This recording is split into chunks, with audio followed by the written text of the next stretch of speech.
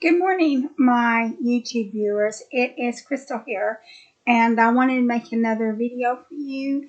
This video is going to be a carrying on from my previous videos where we're going over the coursework for the Alison's course, Probability and Combinatorics.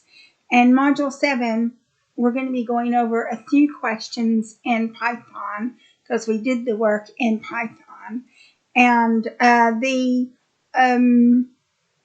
first thing we're going to cover is the fundamental accounting principle.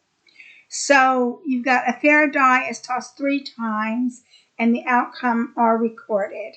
How many possible outcomes there? So you've got 6 sides and it's tossed 3 times. So the number of outcomes is going to be 6 to the power of 3, or 6 times 6 times 6, which is 215. Or 216, sorry. The next question we have, which is also a fundamental accounting principle. In a restaurant, there are 4 different salads, 3 entrees, 5 main courses, and 4 different desserts. If a customer wishes to order a salad, an entree, a main course, and a dessert, find the number of possible combinations. So you have 4 salads, 3 entrees, 5 main courses, and 4 desserts, and the number of possible combinations is salads times entrees times main courses times desserts, which gives you an outcome of 240 different combinations. The next one we have is another fundamental counting principle. There are 5 multiple choice questions on a quiz. Each question has a choice of 4 possible answers. Find the total number of ways the quiz can be answered. So the number of questions is 5 and the number of choices is 4. So the total ways is 4 to the power of 5 or 1024. So the way you have to do it is the smaller number is the number that you multiply, and the larger number is the number that you do it to the power of to give you a value of 1024. So we have another fundamental counting principle. The total number of words, meaningful or meaningless, that can be made from the letters in a word seesaw is 180. So from math, we're going to import that. Math is Python's inbuilt module. You're going to import factorial. The number of letters is 6. The frequencies of repeated letters is S is 2 and E is 2.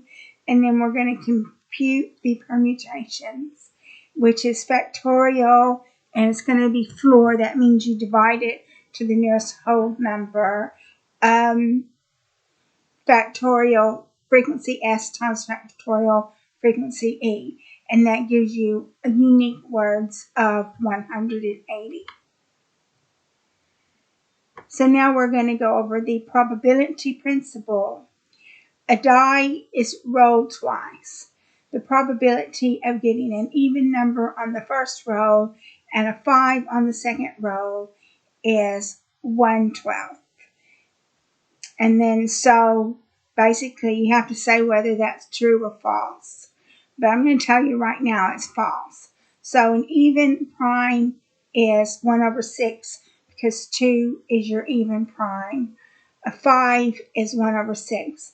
Probability of even prime and 5 is even prime times 5. So that's 1/6 times 1/6. So that's going to be 1/36, which is 0.027776.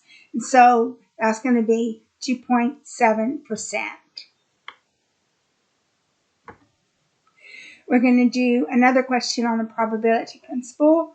A fair die is rolled. The probability of getting a prime number or an even number is 5/6. So that's going to ask you whether it's true or false. So we define our sample space as being 1 to 6. The prime numbers is 2, 3, 5. The even numbers is 2, 4, 6. So we compute the probability of A, the prime numbers, equals ln prime numbers divided by ln sample space. So that's going to be 0.5.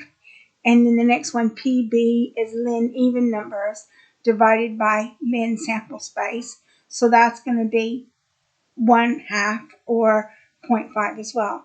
And PA and PB equals ln prime numbers and even numbers divided by ln sample space. So you've got an overlapping probability because 2 is a prime number and 2 is also an even number. So we apply the formula PA or B equals PA plus PB minus PAB. So that's going to be 5, 6.